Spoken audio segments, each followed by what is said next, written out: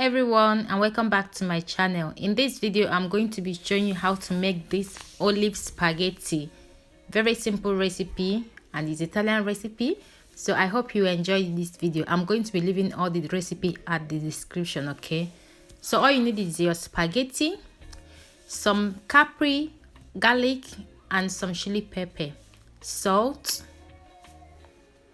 mixed olive black and green, some cherry tomatoes, olive oil.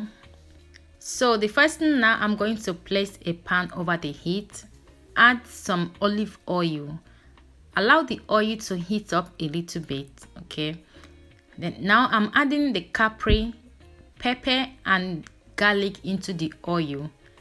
Stir everything together.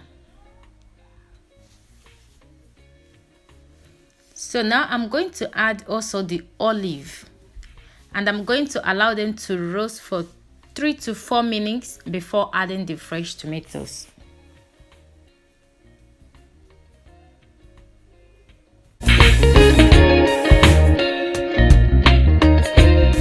So after 4 minutes, I added the crushed cherry tomatoes. Stir everything together. Now I'm going to add a little bit of salt. Don't over salt it, okay, because the olive and the Capperi has salt in them. So go ahead and stir everything together and allow them to cook for 10 minutes on a medium-low heat. So while that is cooking, the water for the spaghetti is boiling, so I added some salt. Now I'm adding the spaghetti, so go ahead and cook your spaghetti, depends how many minutes.